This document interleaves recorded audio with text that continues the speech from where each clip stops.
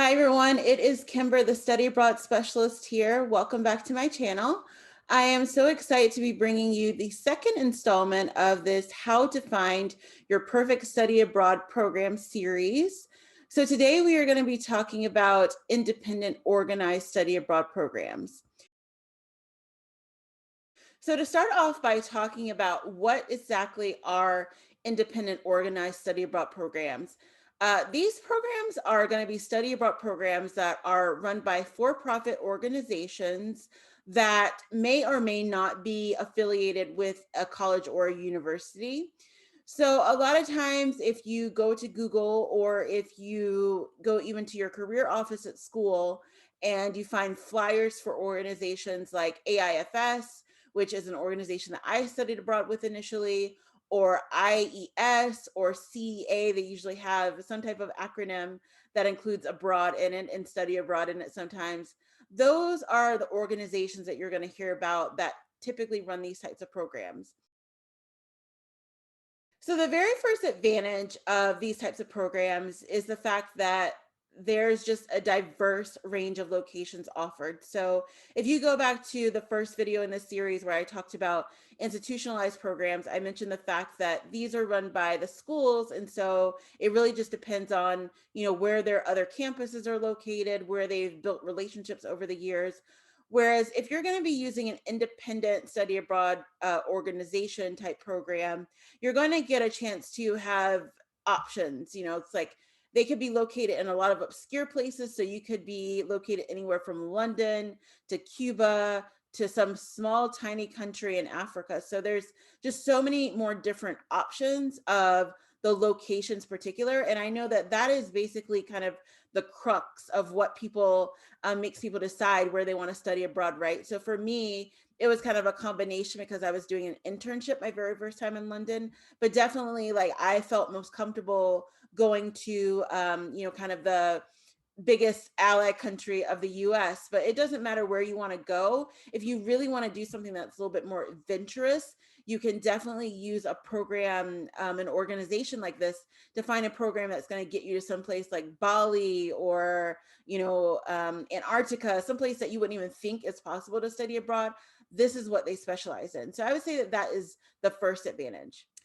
So the second advantage I would say to these types of programs is that there are often programs within programs.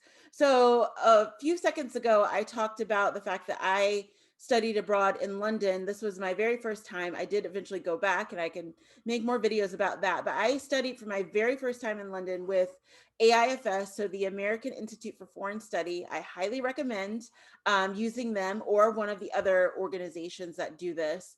But one of the things that I loved was that they offered options. So there was the London internship program that I was in, and that there were 24 other students in at that time. And then there was the regular study abroad option where kids just study. And so it was kind of cool because the 24 of us that were in that program were basically on our own kind of roadmap. Like we came to London at the same time with the kids that were just doing the regular study abroad, but our experience and our sort of like day-to-day lives were completely different because we were doing internships. So we had very minimal classwork. It was all about working. And so it was kind of cool to be able to do that. And so a lot of these independent organized programs will offer that in comparison to the first type of program that I discussed last week, where I talked about the institutionalized, where it is just plainly about the study. So if you are looking to get some internship experience and you want it to be where, it's sort of organized for you, you can still apply for different internships and not have to do it all on your own, definitely use independent organized study abroad programs as a way to potentially do that. The third advantage I would say is that you're going to get exposure to a bigger network of people. So again, in the very first video in this series, I talked about the fact that for the institutionalized programs, you are studying typically with people from your university. Same thing for the professors and the teachers. They typically are going to be from your university or longtime affiliated with your university. That all changes when you use independent organized study abroad programs. You are basically studying with other students who are coming from all over the country, all over the world. It doesn't matter. I know a lot of the institutional or independent organized study abroad programs typically come out of the US. So that's why I say all around the country, but they tend to work um, abroad as well. And there are other companies outside of the US that do the same thing. So you're going to get to meet so many different people. I know on my first program alone, I met kids from like 16 different states, and it was pretty amazing. A lot of places I had been, some places I hadn't been, but it was just great to kind of meet them and, hear about their experience and what they had going on. Some of them also were, juniors, some of them were seniors. And so that's kind of the other thing, is like an added advantage, is that if you do this type of program, you can do it at any time. Now, I talked about before in my other video how a lot of times if you're doing the institutionalized programs, you usually have to be a junior, especially if you're here in the US. Sometimes in other parts of the world, it may be where you can do it in your second year. But if you're doing one of the independent programs, they will often take high school age kids, kids that are just in their first year of uni. It doesn't matter. So you have, again, many more options. So, in thinking about the disadvantages, the first disadvantage from my perspective would be mandatory fun, or at least as I label it, mandatory fun. So, one of the downsides of the independent organized study abroad programs is that they have to create their own culture, as I like to say. So, and they have to do it, they have to basically do it every semester. So it's a little bit different than if you are studying abroad with your school, because there's already a built-in culture, a built-in history. You already know, let's say, the motto of the school. You already signed, the different sort of rules of the school. And there's just a common theme that you all have because you all go to the same high school, college, or university.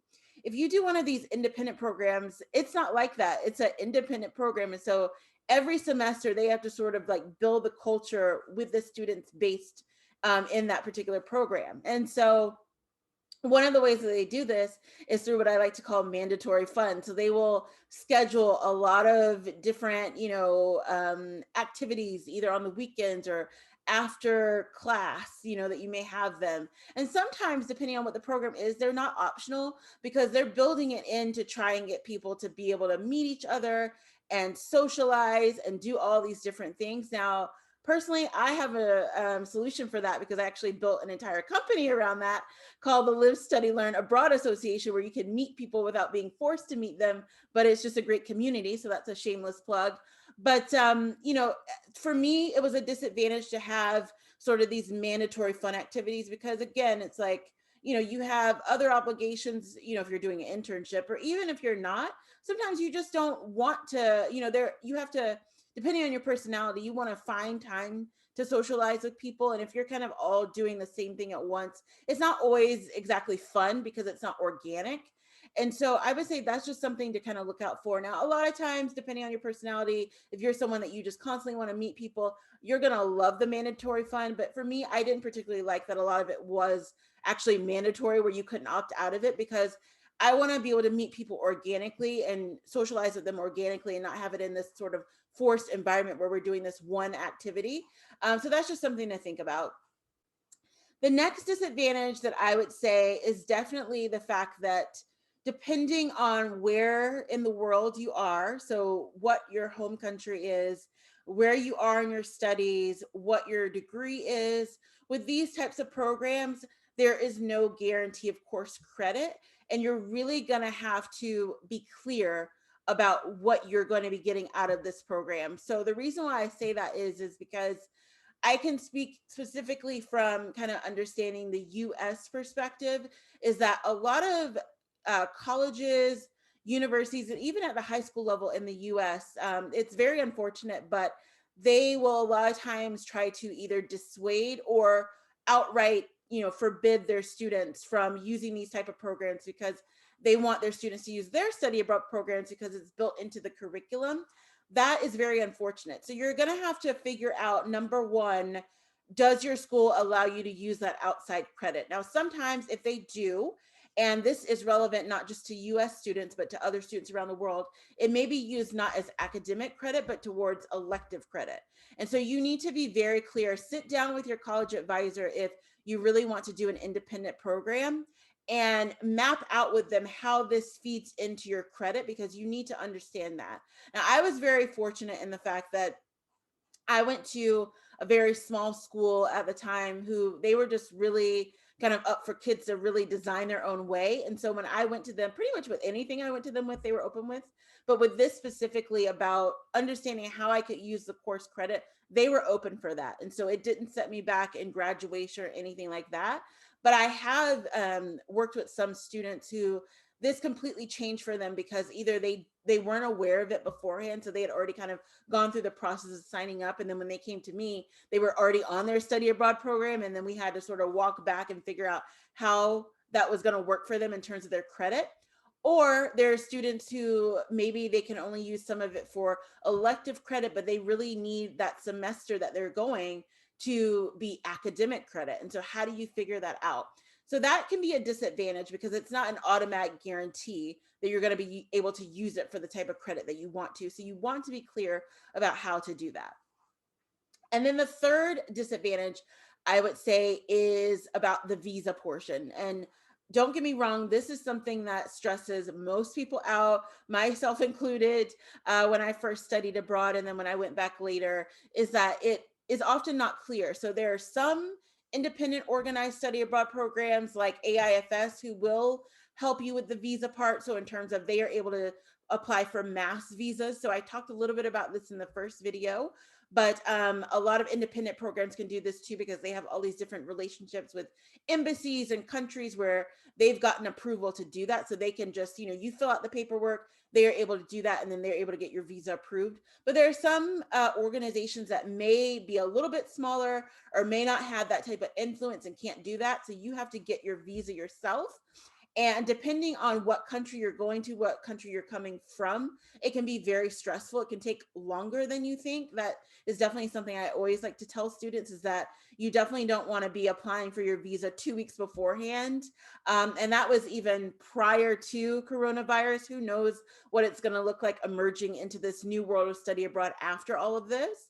But you definitely want to make sure that you are giving yourself enough time, because a lot of times it could be something small where it's like maybe you thought you had all the paperwork turned in and 6 weeks has gone by, and then they reach out to you and say, actually, we need this one thing and your trip is coming up soon. So you want to give yourself enough time if you have to organize your own visa. And later on in other videos, I will talk specifically about visas by different countries. I have an entire blog series on that, and I'll be turning that into a video series as well, because I think it's important. Visas are something that really trip people up. You need to know like what visa you're on when you're in the country, and then if you stay in the country, depending on where you are. For example, if you're in the UK, it could be a entirely different visa once you finish your degree. It's also confusing, but I have done it. I work with it every day, and so I will make more content about that. So those are the three disadvantages for these types of programs. So right now, if you have not already had a chance to check out my free e-guide, which is related to this subject, called Finding Your Perfect Study Abroad Program, I would highly recommend that you go ahead and click into the description box and download it. As I said, it is a free comprehensive e-guide. It includes a free quiz at the end as well. And it really just goes into more detail about the programs I have discussed in this video and in the first video and in the last video that will be coming out next week. And that is it for independent organized study abroad programs. I hope, as always, that this information was helpful for you. As I mentioned before, definitely go ahead and download that free e-guide because it goes into more detail about this type of program, the programs that I talked about last week in my video, and then what I'm going to be talking about next week, which are self-appointed programs. And I also love talking about those because I did that as well. So I did independent organized study abroad programs first, and then I did self-appointed. So I have a lot of experience with these two types specifically. And so it's really exciting to dive deeper into them because a lot of people, when they think about study abroad programs, they don't realize that there are these different types and what they actually mean. So I'm so excited to share that with you. But for now, I just ask that you like this video, go ahead and share this video with someone else that you may know that is interested in studying abroad. And please click the subscribe button so that you can go ahead and be notified when I release other videos. There's a lot more content coming up. I will see you in the next one.